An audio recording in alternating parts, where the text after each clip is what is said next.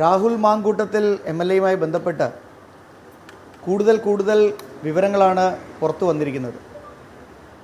ഇതിൽ വളരെ ഗുരുതരമായിട്ടുള്ള കുറ്റകൃത്യങ്ങൾ രാഹുൽ മാങ്കൂട്ടത്തിൽ നടത്തിയിട്ടുണ്ട് എന്ന് വെളിവാക്കുന്ന ശബ്ദ സന്ദേശങ്ങളും മെസ്സേജുകളും മറ്റുമൊക്കെയാണ് പുറത്തു വന്നിരിക്കുന്നത്.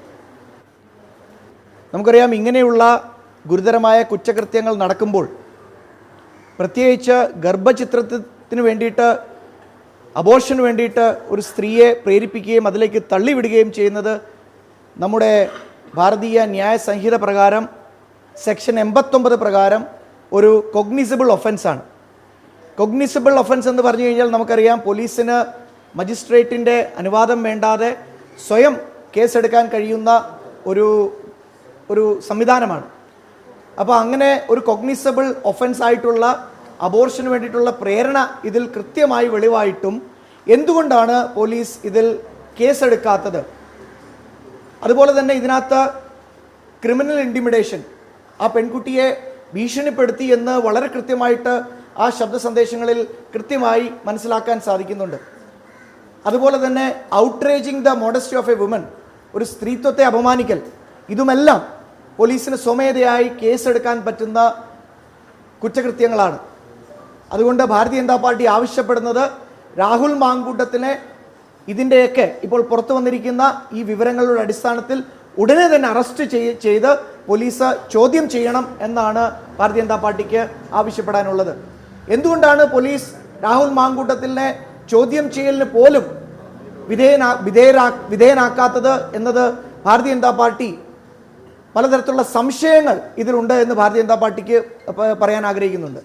കാരണം ഇതുപോലുള്ള വളരെ ഗുരുതരമായിട്ടുള്ള കുറ്റകൃത്യങ്ങളിൽ കൊഗ്നിസബിൾ ഒഫൻസുകളുള്ള കേസിൽ പോലീസ് രാഹുൽ മാങ്കൂട്ടത്തിനെ ഒരു തവണ ചോദ്യം ചെയ്യാൻ പോലും തയ്യാറാവുന്നില്ല എന്ന് പറഞ്ഞാൽ പിണറായി സർക്കാരും കോൺഗ്രസുമായിട്ടുള്ള അഡ്ജസ്റ്റ്മെൻറ്റ് പൊളിറ്റിക്സിൻ്റെ ഏറ്റവും വലിയൊരു ഉദാഹരണമാണ് രാഹുൽ മാങ്കൂട്ടത്തിൻ്റെ വിഷയം. ആരെയാണ് ഇവർ ഭയക്കുന്നത്? നമുക്കറിയാം, ഈ രാഹുൽ മാങ്കൂട്ടത്തിൻ്റെയൊക്കെ പിന്നിൽ പലതരത്തിലുള്ള മതമൗലികവാദികൾ, നമുക്കറിയാം, ഈ മതമൗലികവാദികളുടെയൊക്കെ പിന്തുണയോടുകൂടി രാഷ്ട്രീയത്തിൽ തെളിഞ്ഞു വന്നിട്ടുള്ള, രാഷ്ട്രീയത്തിൽ മുന്നേറി വന്നിട്ടുള്ള ഒരു നേതാവാണ് രാഹുൽ മാങ്കൂട്ടത്തിൽ. അപ്പം അതുകൊണ്ട് മതമൗലികവാദികളുടെയൊക്കെ ഒരു പ്രഷർ പിണറായി വിജയൻ്റെ മുകളിലും ഉണ്ട് എന്നാണ് ഞങ്ങൾ വിശ്വസിക്കുന്നത്. അതുകൊണ്ട് തന്നെയാണ് പോലീസിനെ കൊണ്ട് ഇതിൽ അന്വേഷണം നടത്തിക്കാതെ, കേസെടുക്കാതെ പിണറായി സർക്കാർ ഇതിൽ മൗനം പാലിച്ചിരിക്കുന്നത്. അതുകൊണ്ട് ഭാരതീയ ജനതാ പാർട്ടിക്ക് പറയാനുള്ളത്, ഈ പെൺകുട്ടിക്ക് നീതി ലഭിക്കുന്നത് വരെയും ഭാരതീയ ജനതാ പാർട്ടി ഇതുമായി മുമ്പോട്ട് പോകും. ഞങ്ങൾ സമരങ്ങളുമായി മുമ്പോട്ട് പോകും, പ്രക്ഷോഭങ്ങളുമായി മുമ്പോട്ട് പോകും. പെൺകുട്ടിക്ക് നീതി ലഭിക്കുന്നത് വരെയും ഈ വിഷയം ഞങ്ങൾ ഉന്നയിക്കും. പോലീസ് അടിയന്തരമായിട്ട് രാഹുൽ മാങ്കൂട്ടത്തിനെ അറസ്റ്റ് ചെയ്ത് ചോദ്യം ചെയ്യണമെന്നാണ് ഞങ്ങളുടെ ആവശ്യം.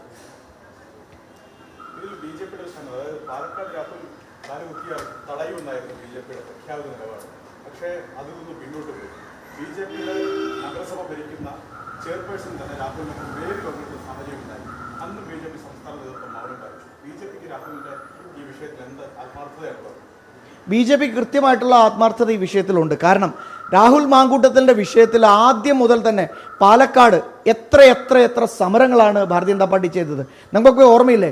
ശ്രീമാൻ VD സതീശന് പോലും ഒരു സമയത്ത് വിരളി പൂളുന്ന രീതിയിൽ ഇവിടെ അദ്ദേഹത്തിൻ്റെ വസതിയിലേക്ക് യുവമോർച്ച നടത്തിയ മാർച്ച്, അന്ന് അദ്ദേഹം തന്നെ പറഞ്ഞു, കാളയെ ഇറക്കി വിട്ട് കഴിഞ്ഞാൽ ഞങ്ങൾ അതിന് തക്കതായ മറുപടി പറയുമെന്നൊക്കെ പറഞ്ഞ് അദ്ദേഹം ചൊടിക്കുന്ന രീതിയിൽ തന്നെ സംസാരിക്കുന്ന ഒരു വിഷയം. ആ രീതിയിലുള്ള സമരങ്ങൾ ഇവിടെ ചെയ്തത് ഭാരതീയ ജനതാ പാർട്ടിയാണ്. അത് ഈ വിഷയം പൊതുസമൂഹത്തിൽ, പൊതുമധ്യത്തിൽ ഇത്രയും അധികം ജനശ്രദ്ധ നേടാൻ കാരണം മാധ്യമങ്ങൾ എത്രത്തോളം പങ്കുവഹിച്ചിട്ടുണ്ടോ അത്രത്തോളം പങ്ക് ഈ വിഷയത്തിൽ ഭാരതീയ ജനതാ പാർട്ടി എടുത്തിട്ടുണ്ട്. ഈ രാഹുൽ മാങ്കൂട്ടത്തിൽ വിഷയത്തിൽ നിരന്തരമായി സമരം ചെയ്തത് ഭാരതീയ ജനതാ പാർട്ടിയാണ്. ഇടതുപക്ഷം മാത്രമാണ് ഇതിൽ കോൺഗ്രസുമായി ഒത്തുചേർന്ന് മുമ്പോട്ട് പോകുന്നത്. ഇപ്പോൾ തന്നെ കോൺഗ്രസ് പാർട്ടി എടുത്തിരിക്കുന്ന നിലപാട്, ഇപ്പോൾ പാലക്കാട് സ്ഥാനാർത്ഥി നിർണയം അടക്കമുള്ള എല്ലാ കാര്യങ്ങളും രാഹുൽ തന്നെയാണ് ചെയ്യുന്നത്. രാഹുലിനെതിരെ ഞങ്ങൾ നടപടിയെടുക്കുമെന്ന് പറഞ്ഞ് VD സതീശൻ ഇപ്പോൾ എവിടെയാണ്? രാഹുലിനെതിരെ ഞങ്ങൾ നടപടിയെടുത്തു എന്ന് പേരിന് വരുത്തി തീർക്കുന്ന കോൺഗ്രസ് നേതൃത്വമാണ് ഇവിടെ ഉള്ളത്. ഈ പാലക്കാട് സ്ഥാനാർത്ഥി നിർണയവും ഉൾപ്പെടെ എല്ലാ കാര്യത്തിലും കോൺഗ്രസ് പൂർണ്ണമായിട്ടുള്ള അനുവാദവും സ്വാതന്ത്ര്യവും രാഹുൽ മാങ്കൂട്ടത്തിന് കൊടുത്തിരിക്കുകയാണ്. അതുകൊണ്ട് എനിക്ക് കോൺഗ്രസ്സുകാരോടാണ് ചോദിക്കാനുള്ളത്, എവിടെ നിങ്ങളുടെ നിലപാട് എന്നാണ് എനിക്കിപ്പോൾ ഈ അവസരത്തിൽ ചോദിക്കാനുള്ളത്.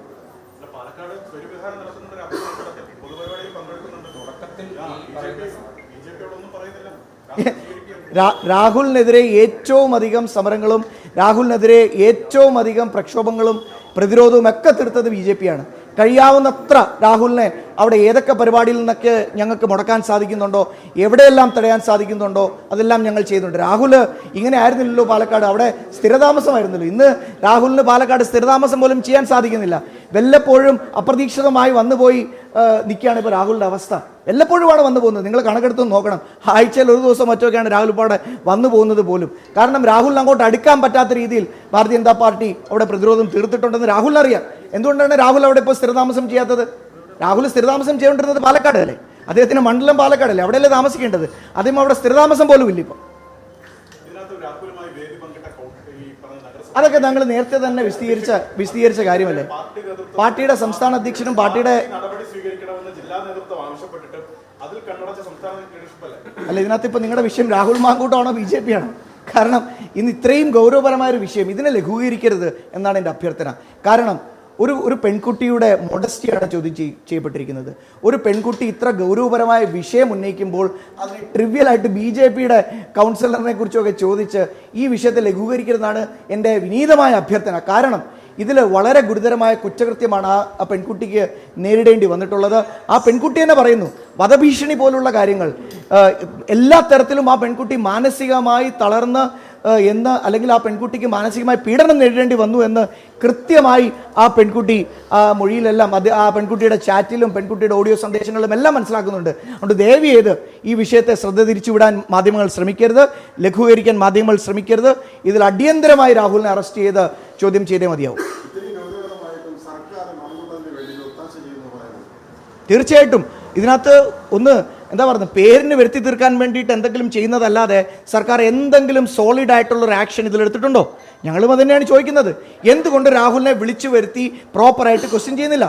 എല്ലാ തെളിവുകളും എന്താ പറയുന്നത്, ഈ അതിജീവിതകൾ തന്നെ, ഈ വിക്ടിംസ് തന്നെ പുറത്ത് വിട്ടുകൊണ്ടിരിക്കുകയല്ലേ? ഇത്രയും കൂടുതൽ എന്താണ് വിവരമാണ് സർക്കാരിന് വേണ്ടത്?